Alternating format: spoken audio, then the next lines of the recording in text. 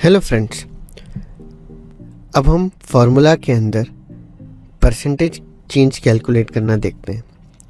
यहाँ पर मेरे पास एक एक्सेल शीट है जिसमें मुझे percentage change of profit calculate करना है पर मंथ के हिसाब से। यानी कि मुझे देखना है कि मेरे इस मंथ में या मेरे करंट मंथ में कितना परसेंटेज चेंज हुआ। जनवरी के लिए देखा जाए तो कुछ परसेंटेज चेंज नहीं होगा क्योंकि वो है 30, तो यहाँ पर कोई परसेंट चेंज नहीं।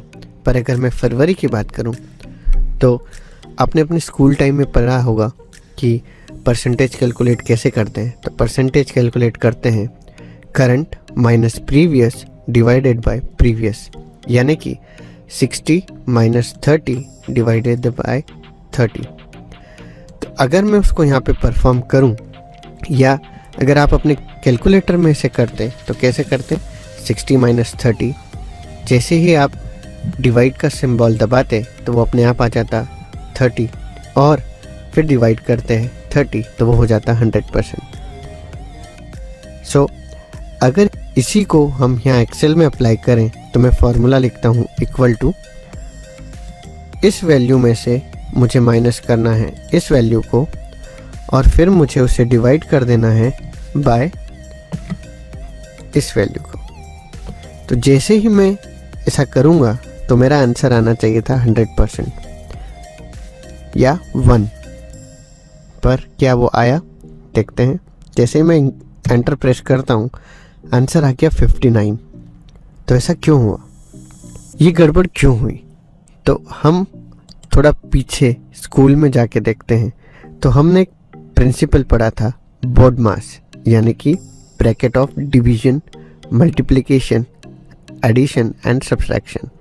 यानी कि सबसे पहले होता है डिवीजन, फिर मल्टीप्लिकेशन, फिर एडिशन, फिर सब्सट्रैक्शन। अगर हम इस फॉर्मूले को देखें तो यहाँ पे उसने क्या किया, उसने यहाँ पर क्या परफॉर्म किया, B4 डिवाइडेड बाय B4, यानी कि 30 डिवाइडेड बाय 30 जो कि हुआ 1, और उस 1 को फिर C4 यानी कि 60 में से माइनस कर दिया। इसलिए हमें आंसर जो भी मिला वो मिला है 59। अब अगर मुझे इस फॉर्मूले को सुधारना है तो हमें ब्रैकेट्स का यूज़ करना होगा। यानी कि मैं सबसे पहले C4 और B4 को माइनस करूँगा और उसके बाद जो भी मेरा आंसर आएगा उसे B4 से डिवाइड कर दूँगा। तो मुझे यहाँ मिला है 1। परसेंटेज में अगर देखें तो वो होता है 100%। इसे परसेंट में कन्वर्ट करने के लिए अपने होम टैब में जाके हमारे पास एक ऑप्शन है परसेंट। जैसे ही मैं उसे क्लिक करता हूँ तो यह बन गया 100%। अगर मुझे डेसिमल प्लेसेस बढ़ाना है तो मैं इंक्रीज डेसिमल करके परसेंटेज के जस्ट पास में कॉमा, उसके जस्ट नेक्स्ट वाले ऑप्शन को क्लिक करूँगा। अभी वो हो गया 2 डेसिमल डिजिट्स। अगर मुझे कम करना है तो मैं उसे 1 से कम कर दूंगा तो वो हो गया 1 डेसिमल प्लेसेस। तो हमारा परसेंटेज चेंज का फॉर्मूला यहाँ पर बन गया C4 minus B4 divided by B4। अब अगर मैं इसे ड्रैग करके पास के सेल्स के लिए अप्लाई करूँ तो वो वहाँ पर बन जाएगा D4 minus C4 upon C4। यानी कि अब हमारा जो भी परसेंटेज कैलकुलेशन आया वो सही आ रहा है। कुछ वैल्यूज़ माइनस में चले गई, यानी कि उस वक्त हमें कुछ भी प्रॉफिट नहीं हुआ है। हमारे पास कुछ वैल्यू माइनस परसेंटेज में आई जो कि सही नहीं है।